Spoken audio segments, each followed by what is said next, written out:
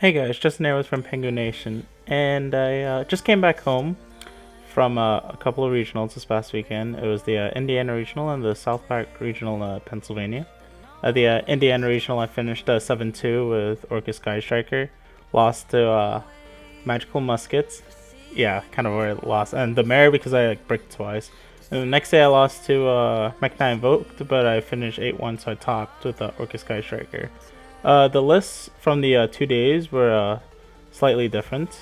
And I'll just go into showcase and I'll explain my. This was my Pennsylvania list, and I'll explain like why I made the changes I did between from my Indiana list and my Pennsylvania list. Sorry guys again about like the lack of videos. This past month has been like super busy with me with doing a bunch of stuff for work. So, but I should have like way more time now to like constantly upload. So this will be a good like this is a good like starting point to like get back in because I just like top this regional, so I can give you like an update like what my Orcust deck looks like, which is cool. All right, so starting off with the monsters, I played One Armageddon Knight. No, basically the second best starter in your deck. 3 Ash. I think it's the best versatile hand trap because it might have like low impact, but it hits across like every matchup possible, which is pretty good. Uh, One Greffer. He is the best starter in the deck because if you open him with a combination of a Dark, if it's Harp or Nightmare, basically, if they Ash or stop him, like you have a guaranteed play still. 3 Phantasmate. I like this card a lot, and I think it's my favorite hand trap in the deck because it's an alert target, so it's a Dark, and also against the mirror match, you drop it when they make the IP, so that way they don't get value off a unicorn, but you drop it to the far left, so that way they can't long it away, and they can't ding it because they already made ding at this point. So you have a protection then from the unicorn, and if not, they would have to nightmare for their symbol to revive ding. Ding send this and then link away into nightmare, which is pretty bad. So also if it's your 6th card, when they link with IP, you can then summon it, which is really powerful too. 2 Ogre. This was one of the changes I made, and it was a change I was testing. So I like Ogre a lot. This format it's kind of weird. So Ogre hits like a lot of matchups that isn't Orcust and Salamangreat per se. So against let's see, against like Sky Striker, you hit roll in game 1, they don't expect it, and they commit heavily into roll when they go second, and they open like engage, and they like are able to resolve engage twice. And against like even the Luna Orcust deck, it's really good because you hit Gnarlo when they try to swap in Martin, and they basically lose their extra monster because of it, and then they can't Azathoth you because you destroyed their Gnarlo. It hits pendulums. You can use it on Appaloosa if you go a hand trap and they use Appaloosa and you chain Ogre. It has to reduce its attack in order to resolve the negate, but if you Ogre, it's destroyed, so it can no longer reduce its attack. You can hit like Servant, which is pretty relevant. Electromite. There's like a lot of things in the meta that like Ogre can hit, which is why I liked it a lot. So in Indy, I played 3 Neighbor in the main instead of one of the Meisters and 2 of the Ogres. So that was what was in the main instead. And like in those situations, I just thought Ogre would be better.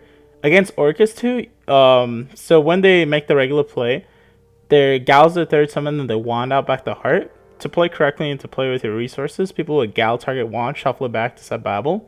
But if you Ogre the Galatea there, all they end with is just harp on the field, which is like pretty impactful because then they have no disruptions against you. Also, if it's your 6th card in the mirror, you can still hit IP, preventing them to link off with it, which is pretty relevant. So that was like one of the reasons why I like to Ogre for the next day, and that's why like I cited like a 3rd, but it wasn't for the mirror, it's just for like across matchups, like you know what I mean. Gizmek Orochi, don't need to explain this card. Only 2 mathematicians. With 5 stars in your deck because you play Rhoda as well. I don't think you need as much because you have the Sky Striker engine. I didn't really burk that much, except like really in Indy, and that was like 18 rounds. So like I think across the board it's like still good generic numbers. 2 Symbol Skeleton, 3 Harpor, and 2 Nightmare. If you play 3 Nightmare, you play 3 Return. If you play 2 Nightmare, you play 2 Return. I wanted to be able to like spread the cards I want to play more, and I wanted to play the 2 Ogres, so then that's why I did 2-2 ratio. And then 3 Skullmeister. This card is I think staple to beat Orcust. So it like has the same impact as like Ash, but it hits more because you can hit 1 symbol with it as well, which is pretty relevant. And like across different matchups, it's really good. Like the True Draco Striker deck, when they go area 0 target like a Draco spell and they pop area 0, trade area engrave, you can Skullmeister stop it. You can stop Ray if you long away Ray or you ding away Ray. You can hit like numerous cards, like even against Ultra guys, you can hit Melee Seek with it to stop them from adding Faker. Like it just has like so many applications, and that makes it, in my opinion, like better as Crow. But Crow, like across Salamander, is better because you like remove the trap cards and you remove like the stuff to try to revive. But Meister has a high impact in the mirror. Meister doesn't lose to the Babel, so they shotgun Babel. They can like keep dodging your Crow, and then your only Crow becomes good with your symbol. But Meister like is direct reactionary, so even if like you Crow Harp, if they want back Harp, they can still use Harp perfectly in their turn if you Crowed it. But if you Meister, like they can't do that, which is pretty good. That's why. And the number one also reason it's also an alert target. So that's why I like the dark hand traps, is because they're alert targets, which like begs the question as to why like you wouldn't play Crow. Well, it's like Ash and Ogre, as I said, are just more like across different matchups. Then the 1/1. At 3 alert, you have to play like your spell draws because you play the Strike Engine. It also helps with consistency. 1 Foolish, 1 Babel, 2 Return. Explain the reasoning with the 2 Nightmare. 1 Rhoda, 1 Afterburner. I have no other form of back row removal in the deck, so that's why hence I wanted to play Afterburner in the main. And also like against like the Mirror, you can still bait out IP with it. It has applications like to clear like Striker links against Striker. Then you can like change Shark or Meister, like stopping Ray. Like it's like very good across the board. Hornet the starter, Shark discards insane. Cool trick with Shark, by the way. If you have 3 spells engraved and you play against Sky Striker, like and like mainly pure Sky Striker variants, to dodge them from keep Shark Cannoning your Kagari, you can Shark Cannon their Ray and then tag Ray into Kagari. That way they can no longer keep Shark Cannoning your Kagari because it was summoned via like an effect and not just regularly summoned. So that's like a cool little trick you can do to get around instead of searching Hornet Jones in that instance. Widow Anchor, like this card's insane, and 3 engage, probably the best card right now in current Yu-Gi-Oh, which is kind of unfair. Then my 1 tracker, the 1 Crescendo. Alright, so to the side deck, I played 3 Lancia, 3 Ghost Bell. These were impermanences at Indy, but I wanted to play Ghost Bell because at Indy I kept getting system downed. And fun fact, this card stops system down. Now you'll be like, Justin, what about Lancia? Lancia stops system down. Well, Ghost Bell, I like it a little bit more because the matches where I side Ghost Bell and it actually does something else. So versus Sky Striker and Salamangre, Ghost Bell is also really good because those are the decks that are mainly going to side system down for you because they know you're not going to side Lancia versus them. But Ghost Bell can stop system down, but like it also stops Shark Cannon. It also stops Call by the Grave. It also stops DD Crow. It also stops like Spinny, Foxy, Jag. So if they commit heavily to like the Dweller play, you can just Bell the Jag. They don't get to recur the guy, and also then they don't Dweller. So it's pretty insane. Bell's also good against like Striker. It's insane against Striker actually because you stop Ray with it because since it's an activation negation, you can stop Ray in the damage stuff. You can stop Kagari adding back. You can stop Shark Cannon. There's like a lot of interactions which makes it good, and because it has its defensive applications, is why I liked it a lot. At Indy, these were impermanences instead, but I wanted to like test the theory of how Ghost spelled it, and she basically overperformed the next day. I don't know if like going forward if I still wouldn't play impermanence, but this card like it overperformed than how I thought it would. The third Ogre, like you put this in versus like the Striker and Draco matchups and like all those other decks that require like continuous stuff to resolve. So I just put that into, and this and since the Nibra was in the main yesterday, I had call buys in the sides. So instead, so like call buys and impermanences, and those were in the main.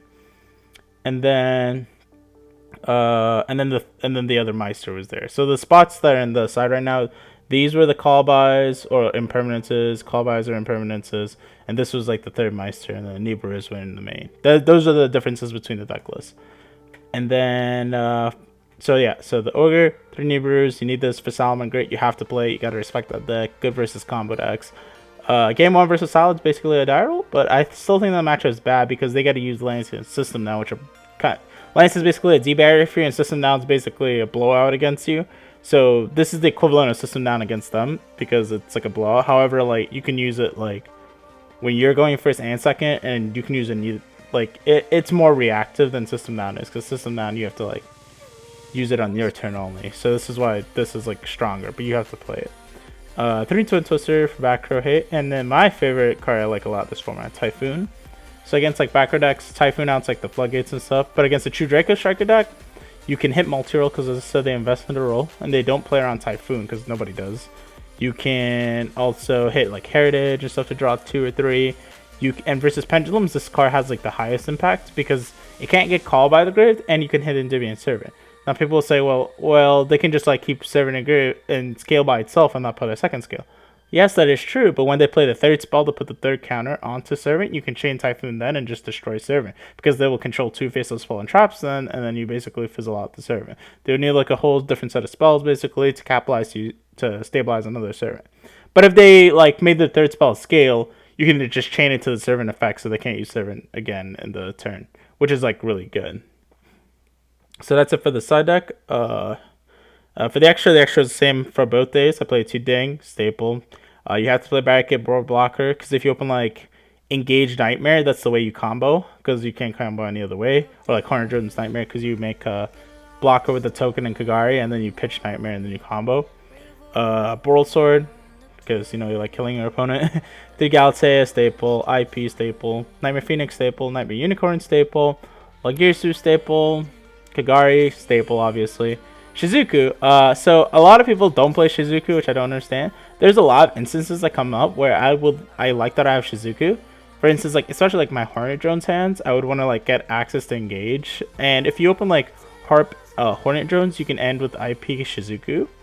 If you open like Engage Harp, you can end with like, I think it's like the other piece in your hand, so either like Burner or Widow, with one of them on field with and you also get like IP Shizuku as well. She comes with in a lot of instances like that, which makes her like very good in the grind game. Well, not for the grind game, for you to get cards for the grind game. So that's why I like her a lot. Another spot in which she could be is just Topologic Bomber. But I didn't think Bomber was necessary because I play Zeraboros, and Zeraboros essentially does the same thing as Bomber. Although, like, you know, there are implications where, you know, like, Bomber might be slightly better versus like recurring like summon combo decks, but Zeraboros just banishing the board has a higher impact, especially against like in the mirror. If you have, for instance, if you end with IP Shiz, if you summon the Harp, you can then like zero them. So not only do you have, so if they go Math and they summon Nightmare, you zero banish everything, and they basically lose all their cards. But you would obviously use your Ding Interrupt first, and then it's basically to where it's unwinnable for them. So, and Zero can just win you in the mirror going second if you both open really well, because you can just hit them down with the Zero for game, because double banish pods being counter for Gizmek is really important. And then also now the one Trispana, because Trispana is easier to make than Zero in some instances, but against Pendulums when you go first, you make Zero Banisher Scales, and I mean you make Trispana Banisher Scales, and you can do it twice essentially, so they essentially can't Pendulum Summon versus backrow decks. This comes up a lot versus Sky Strikers. If they stop like your Phoenix, and you still need a Collider, there can be only one, you can just use another monster with Phoenix, like a machine with Phoenix, to make him, because it's a Cyverse, and then you can banish everything. So you can essentially play through like Imperm Widow on your Phoenix, and then go that, because you can't make Unicorn and the Takobo if you have Phoenix, because these both are Fiends. So hopefully you guys like the deck list and deck profile. I'm going to probably go over some of the Master Rule stuff, like cool stuff you can do with the new Master Rule, like probably in the coming week, this coming week as well. I'll probably go over some other cool deck ideas I had, like what can be relevant in the next format, because, you know, we're kind of sick of just Orcust. I'm sorry, like, I'm only playing Orcust all the time, but I'm, like, trying to do consistently well at regionals, because I'm trying to make the playoffs. So I have to play what I consider to be the best deck to give myself the best chance. Otherwise, yeah, I would be having fun and playing different decks. Hopefully you guys enjoy the profile. Be sure to share it around, and hopefully you guys enjoy the Ghost Ball tech. And if you guys liked it, have any questions, leave a comment, subscribe, and share with your friends. This is Justin with Rampengu Nation, and see you guys.